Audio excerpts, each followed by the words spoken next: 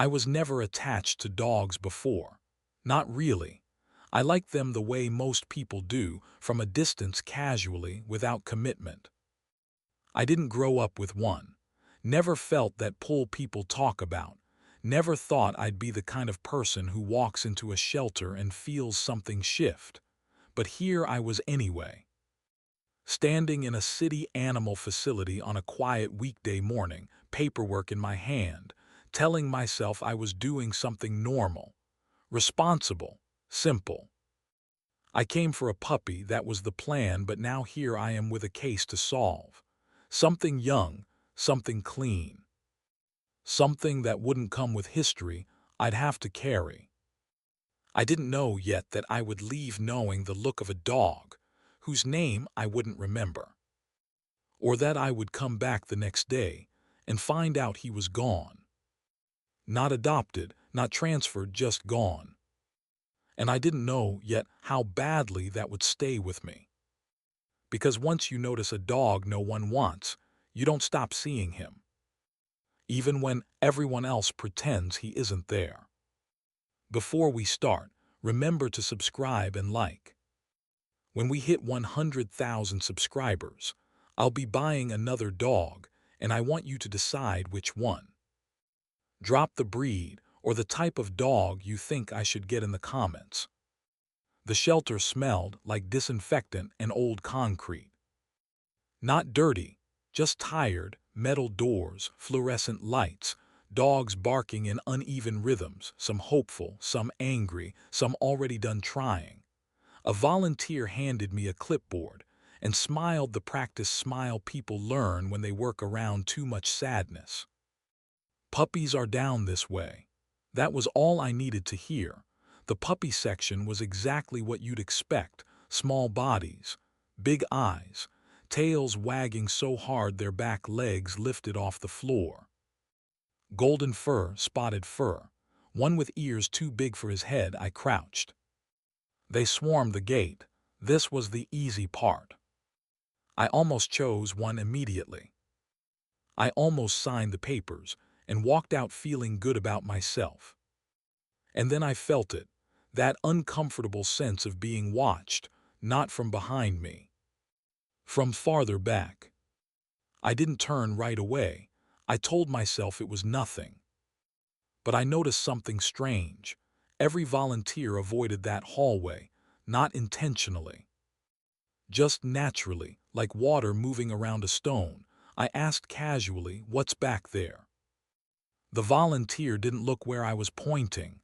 "Storage," she said quickly. Then added, "Old kennels." That should have been enough. It wasn't. While I played with the puppies, I kept glancing back. And every time I did, I caught the same thing. A pair of eyes, not bright, not begging, just watching. I walked toward the hallway slowly. The sound changed immediately. The barking faded. The air felt heavier. At the very end was a single kennel. No sign, no name, no available card clipped to the bars, just a laminated tag on the door. Hold case, Unit 0. Inside was a large dog, older. White, or what used to be white. His fur was uneven, patchy in places, like it never fully grew back. He didn't stand when I approached, didn't bark, didn't growl. He lifted his head just enough to look at me, and that was it. That look, not fear, not aggression, recognition. Like he was measuring whether I was worth noticing. "How long has he been here?" I asked. A voice behind me answered too quickly, too long. I turned, another staff member. Older, tired eyes. "Years," she added. 8 maybe, 8 years in a city facility. "That's not normal," I said. She shrugged.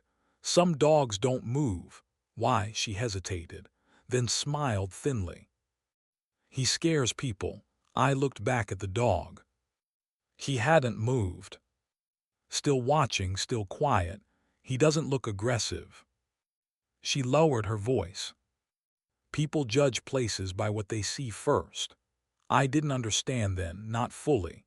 But something settled uncomfortably in my chest. I went back to the puppies, chose one, and signed the papers. Everyone relaxed once I did. On my way out, I glanced back one last time. The dog in the back kennel didn't follow me with his eyes, he just closed them, like he already knew how this worked. That night at home, the puppy slept curled against my ankle. Warm, easy, safe. I should have been satisfied. Instead, I kept seeing a white shape behind metal bars. And the label Unit 0. Hold case. By the time I woke up the next morning, the puppy was already awake. He sat in the middle of the living room like he'd been there forever, tail wagging, head tilted, waiting for instructions. This was supposed to be the good part, the part where everything settles. I fed him. Watched him eat like the world had never hurt him, took him outside, picked a name that felt safe and normal. Spike. A good, solid name. The kind of name people expect. Friends texted congratulations. Someone joked that I looked like a dog person now. I laughed and let it happen. But all morning, something felt unfinished. Like I walked out of a room without turning off the light. I told myself it was nothing. That shelters are heavy places. That you're not supposed to take everything home with you. Still, by noon, I was back in my car, driving toward the same city facility. I didn't plan to ask questions. I told myself I just wanted closure, maybe confirmation that the dog had finally been adopted. That would have been a relief. It wasn't. The same volunteer sat at the front desk when I walked in. She smiled when she saw the puppy with me. "Looks like you found your match." "I did," I said, then as casually as I could manage. "Hey, the big dog in the back hallway, the one labeled Unit 0. Her fingers paused on the keyboard. She didn't look at me right away. "Oh," she said, "that dog." I waited. "He's not here anymore." My stomach tight. "Adopted," she shook her head. "No, transferred." Another pause. "Then where is he?" She leaned back slightly, lowering her voice like someone nearby might hear. "He's no longer part of the facility." That wasn't an answer. I glanced past her toward the hallway. "Can I see his file?" Her eyes flicked up fast. "Why?" I shrugged. "I was just curious." She stared at me for a second too long. Then she typed. Her face changed. "Don't panic, recognition. That record isn't public," she said quietly. "But he was here yesterday." "Yes. And now he's not." "Yes.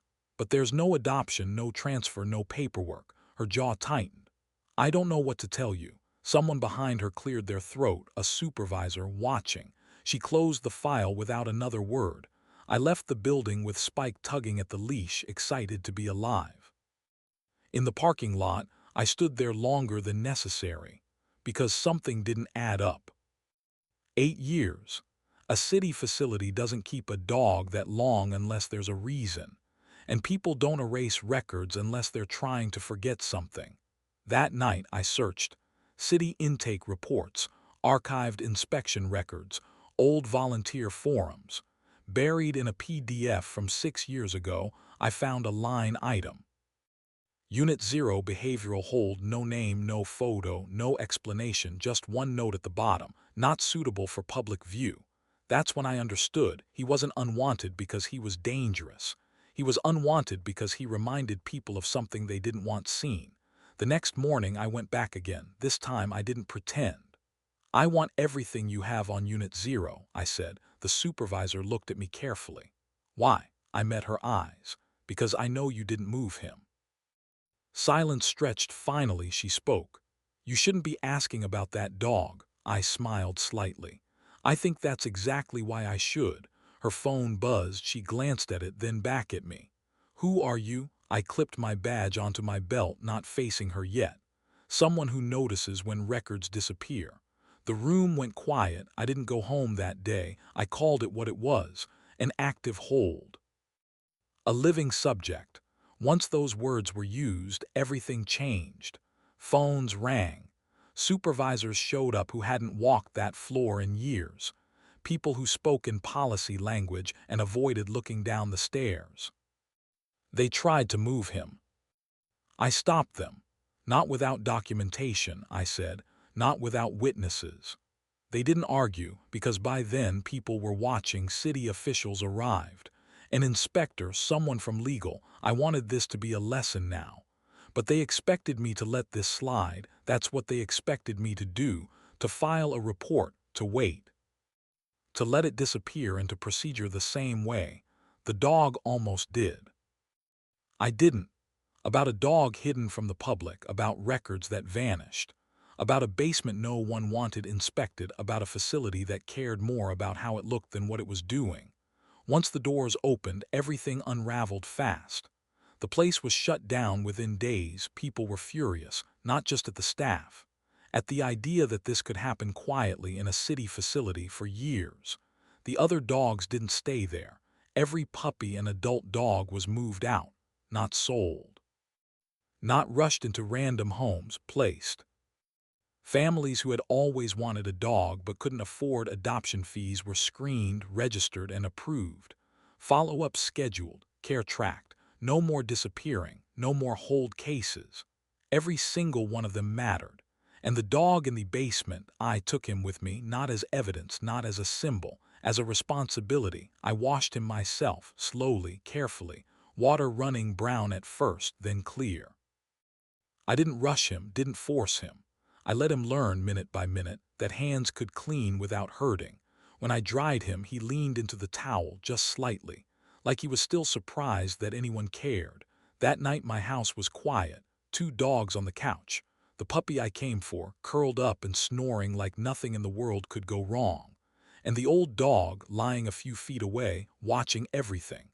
I realized then how strange life can be. I walked into a shelter, planning to leave with 1 dog. I walked out owing 2, 1 because I wanted him, 1 because I refused to abandon him. They sleep in together now as if they have connected, different histories, different scars, but the same ending.